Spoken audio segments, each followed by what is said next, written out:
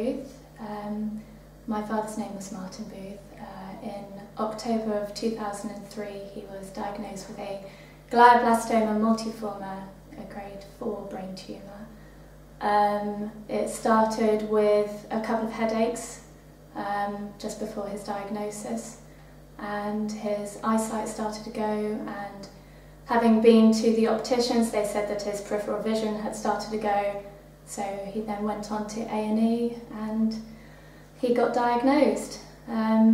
So from October 2003 he then had surgery, he had radiotherapy, chemotherapy, and sadly passed away in February 2004. I was 24 when my dad got diagnosed, and it was absolutely terrifying because my dad had been this massive character.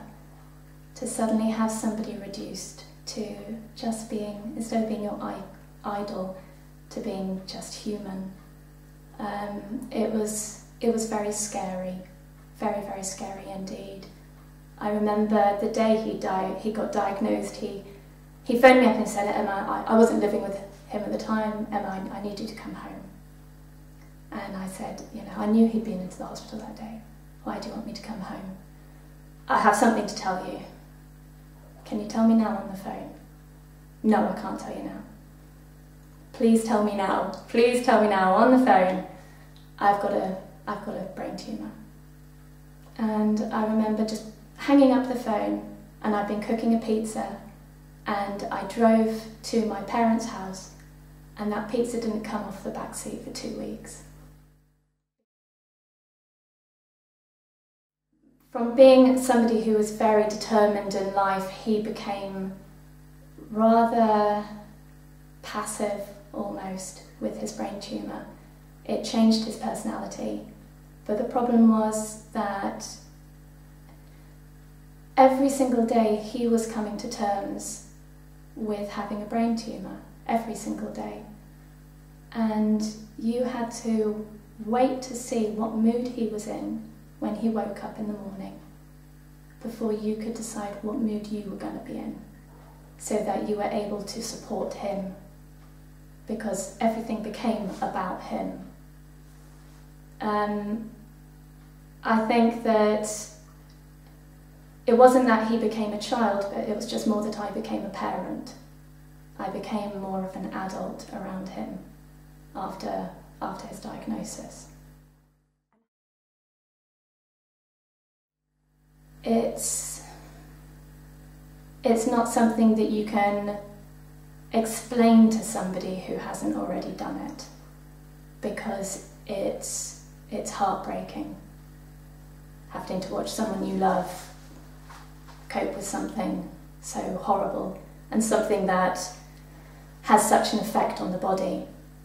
And certainly for us, my dad was a writer, and we used to say, wasn't it ironic that he used his brain every single day to come up with fiction, and that was the thing that had ultimately been attacked.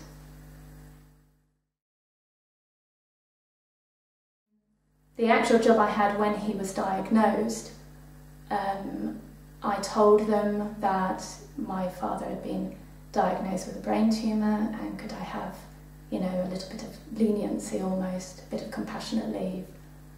And they said that was absolutely fine, and at the beginning they were very supportive, and I explained to them, my dad's prognosis is 5 months.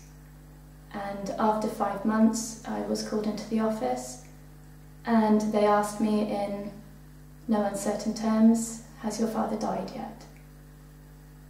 And I said, "No, actually he's gone into remission, and we're really pleased." And within a month I was redundant.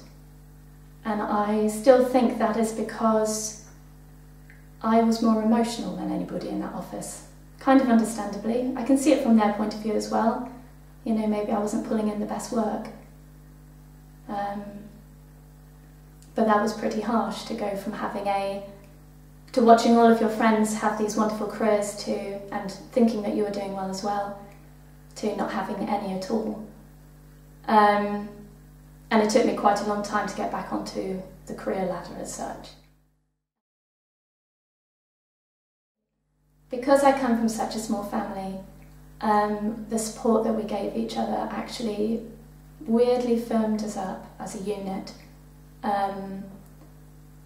Everything since the diagnosis, which was 9 years ago, everything with my family we've been very strong.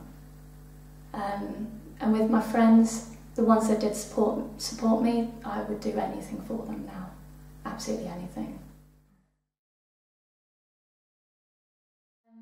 When I didn't look after myself, when Dad was ill, none of my family looked after themselves. Everything was about Dad. I do remember, however, there were occasions when you just wanted a bit of normality. And I actually remember on the morning that he died, I remember turning on the telly and watching a film. Which is, it sounds like the most stupid and selfish thing you can do, but I just needed that normality, just for an hour, just for an hour and a half. And I think you have to do little things to kind of try and make your life feel okay again. I think the advice that I would give a 24-year-old Emma would be, don't kick yourself.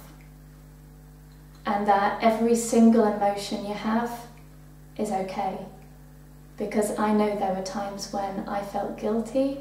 I felt guilty that the internet research I was doing to try and find some miracle cure for my father, and I couldn't find any miracle cure, and I felt so guilty that I couldn't find it, that actually it's okay to feel guilty. And that there were times when I did hate my dad. You know, I saw all my friends living these great lives, and I thought, why us? Why me? Why my mum? Why my brother? Why has our family unit been affected? And then of course you feel guilty for feeling angry. So I would say every single emotion that you have, it's okay to have it. Because no emotion is wrong, because you are living a completely new experience. I'd also say be strong. And it sounds so stupid, it sounds like such an obvious thing, but it's actually really hard to keep being strong, because in some ways you don't have an option. And I'd also say you'll never regret being a carer, because there is nothing. You could give me £1 million and I wouldn't change the experience that I had with my dad and with my family of being a carer, because being there for my dad, for my family, it was right. When somebody does die, there are kind of ripples from their life that go out, no matter how big or how small that person considered themselves to be. I went to a wedding recently, and somebody I hadn't seen since I was 16 said to me, "I remember your dad, he taught me in an English class and he was remarkable." And I remember thinking, that was 8 years ago and you've remembered my dad. It's just the best thing in the world to know that even after somebody goes, they remain in people's minds. And that's brilliant.